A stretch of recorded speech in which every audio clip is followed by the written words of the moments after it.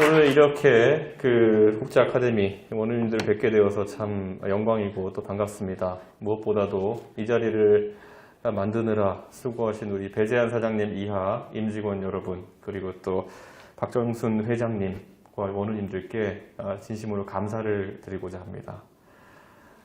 제가 오늘 사실 특강을 진행하면서 어떤 내용을 이야기할지를 굉장히 고심을 했습니다. 왜냐면은 많은 분들이 정치에 대해서 관점은 다르시고 또 그리고 옳다고 생각하는 것, 그르다고 생각하는 것이 다 각자의 관점에 따라 다르기 때문에 최대한 많은 분들이 공유할 수 있는 주제로 한번 만들어 보고자 했고요. 저는 2021년 들어서 우리 대한민국 정치에 찾아든 변화에 대해 가지고 이야기를 하고자 합니다. 2021년을 처음 여는 시점을 다시 생각해 보시면은 서울과 그리고 이곳 부산에서의 보궐선거가 있었습니다. 그 과정에서 많은 변화가 일어났습니다. 이준석이라는 사람이 2012년부터 이제 박근혜 대통령이 영입해서 정치를 시작했었는데 그 뒤로 봐왔던 정치의 모습, 그리고 제가 2016년에 제가 처음으로 출마를 선택했습니다.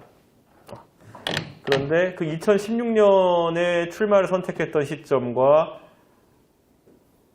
그리고 2018년에 제가 이제 바른미래당으로 선거에 나가봤을 때와 그리고 2020년에 미래통합당으로 다시 합쳐가지고 선거에 나갔을 때 그때까지 느꼈던 분위기와 2021년은 너무 달랐습니다. 제가 목격했던 걸 그대로 말씀드리자면요. 저도 놀랐습니다. 이번 전당대회를 치는 과정 중에서 2030 세대가 처음에 저에게 강한 지지를 보내주고 난 다음에 저한테 인스타그램이나 페이스북 메신저 같은 걸로도 많이 연락이 오고요. 제가 현장에 가서 만났을 때도 그런 얘기를 많이 들었습니다. 먼저 젊은 세대가 이런 얘기를 하더라고요. 저는 이준석 씨 유튜브 영상도 찾아보고 해서 너무 좋은데 우리 부모님은 아직까지 이준석 씨를 안 좋아해가지고 제가 강하게 설득하고 있습니다라는 얘기를 먼저 들었어요. 그런 사람들이 굉장히 많았어요. 그런데 나중에 선거 치르기 한 4, 5일 전에 가보니까, 제가 현장 가보니까 제가 가장 많이 들었던 얘기는 우리 당원들, 그러니까 50대, 60대 당원들이 도저히 집에서 애들이 이번에 이준석이 뽑아야 된다고 해가지고 당신 내용을 찾아봤다. 유튜브에 찾아보고 하니까 당신 말 잘하더라. 그리고 지금까지의 정치랑은 약간 다른 얘기를 하더라. 그래가지고 당신 찍기로 했다. 이런 얘기를 그때 가서 하더라고요.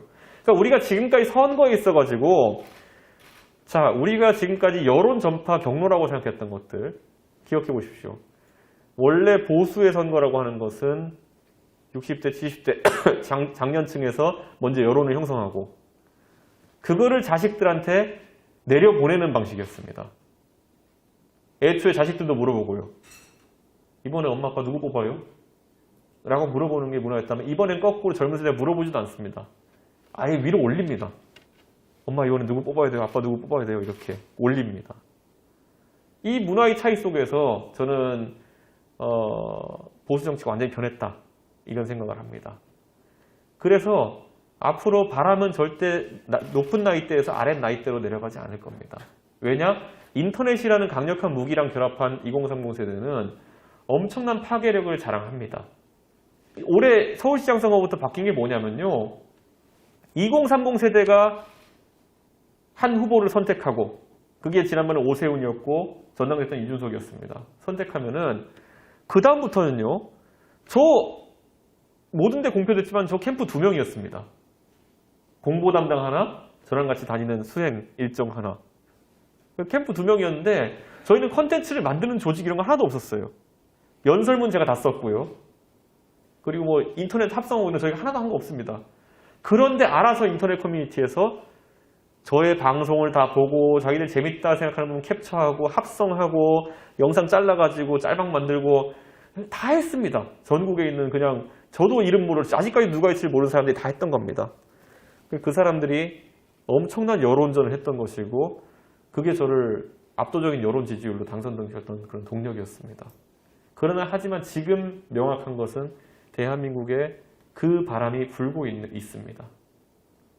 저는 앞으로 뭐 이 부분에 있어가지고 저 스스로도 계속 연구를 해나가고 고민을 해나가겠지만은 참 이번 대선에도 2021년 초에 불었던 그 바람이 그대로 유지될 것이기 때문에 우리 당의 대선 주자들께서 이 바람을 잘 캐치하셨으면 하는 바람인데 또 쉽지는 않더라고요. 하여튼 젊은 세대가 정치를 주도한다는 것을 이제 좀 받아들여 주십시오. 근데 그거는 결코 장년층의 역할이 줄어든다는 것을 의미하는 게 아닙니다. 예. 오히려 장년층이 그렇게도 바라고 장년층이 그렇게도 원하던 정권 교체나 이런 것에 있어가지고 젊은 층의 아이디어로 싸우는 것이 오히려 더 이번에 승리의 방정식에 도움이 될 수 있겠다라는 생각을 하는 것이죠. 그 서울시장 보궐선거 때 많은 분들이 그 2030 유세단 운영했던 거 아마 기억하실 겁니다. 그때 유세차에 젊은 사람들이 올라가가지고 이렇게 그 연설하는 영상을 보신 적이 있을 겁니다. 그 일이 어떻게 진행되었는지 지금 이제 설명드리면요. 원래 일반적인 선거라면 그런 상황은 발생할 수 없습니다. 유세차는 원래 중진 원로분들이 올라가가지고 대중에게 뭔가를 위에서 내려다보면서 이야기하는 공간입니다. 근데 지난 선거에서 그렇지 않았던 이유를 제가 말씀드리면요.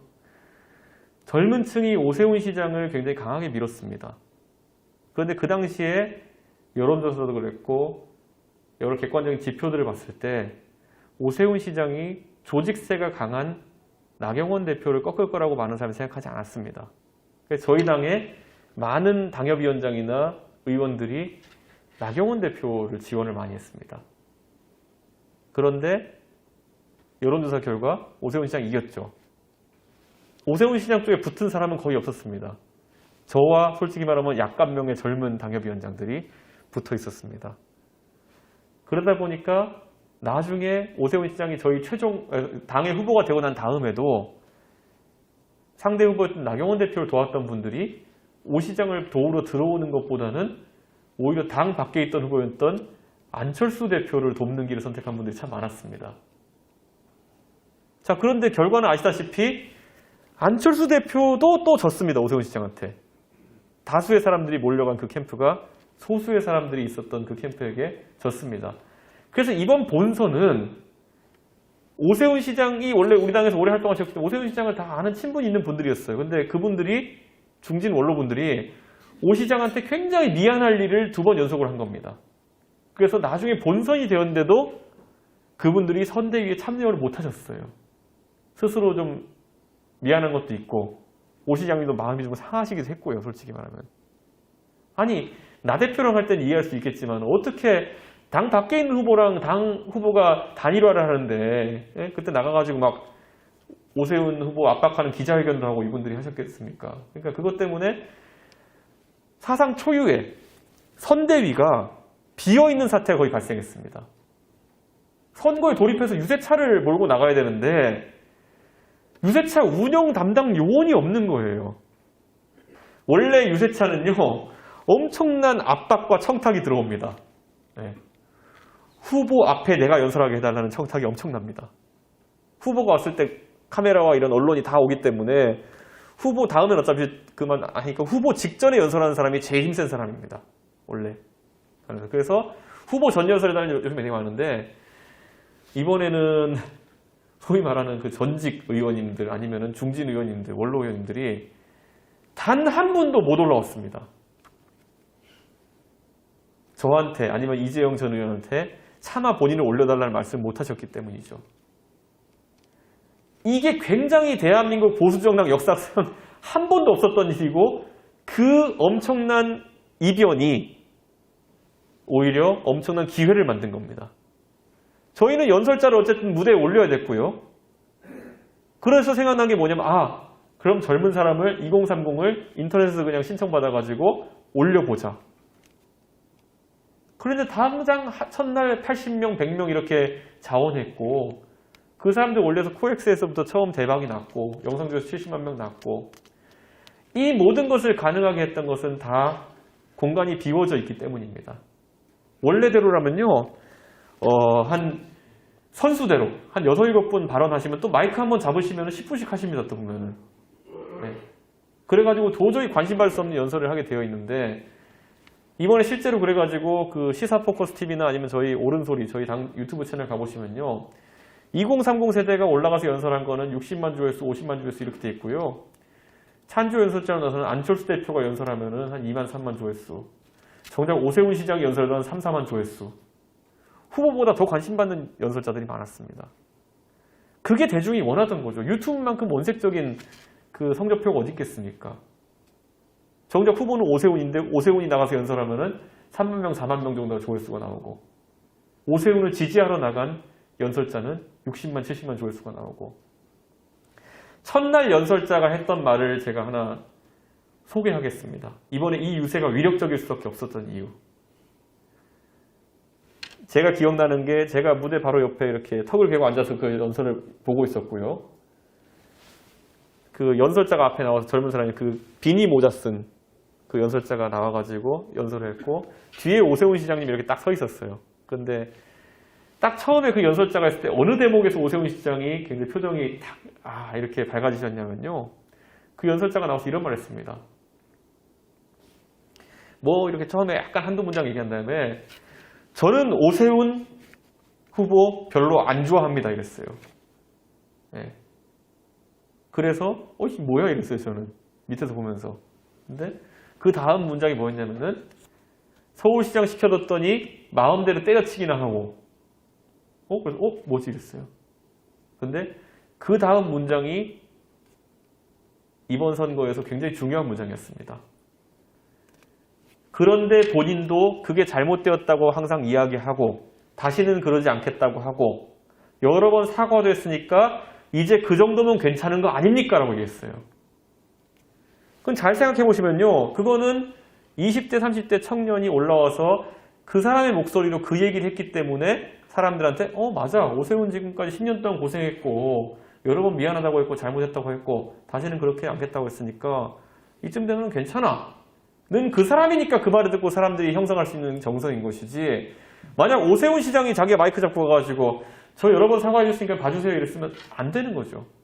그래서 한 가지 제가 여기 원우분들께 예고를 해드리면요. 이제 국민의힘의 유세차에는 후보 전에는 항상 2030이 올라갑니다. 이번 대통령 선거, 지방선거에는 이게 아마 불가역적인 변화일 겁니다. 앞으로 국민의힘의 후보 전 연설은 젊은 사람이 올라가는 것만 진행할 것이고요.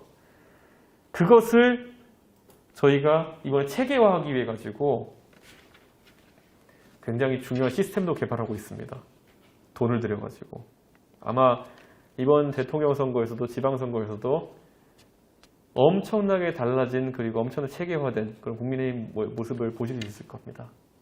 그래서 오늘 이렇게 말씀드린 이유는 제가 여러 지점을 짚으면서 지금 현재 정치에 대한 얘기와 그리고 앞으로의 어쨌든 변화에 대해서 이제 말씀을 드렸는데요. 한번 바라봐 주십시오. 정치가 변하는 것에 대한 저희 예측이 맞는지 틀리는지. 그리고 이번 나중에 이제 2달 뒤에 저희 당의 대통령 후보가 결정됐을 때 어떤 세대가 우리 당의 후보를 결정했는지를 한번 확인해 주십시오. 그러면은 대통령 선거 본선에서도 어떤 세대가 우리나라의 대통령을 고를지가 명확해질 겁니다. 그러면은 대통령 선거 본선 경선 과정에서도 그 젊은 세대의 어떤 움직임을 주목해 주십시오. 그리고 그들이 하는 것 중에 잘하는 것이 있다면 응원해 주시고 그리고 못하는 것이 있다면 또 조언해 주시고 격려해 주시면서 새로운 정치 문화를 만들 수 있게 도와주십시오.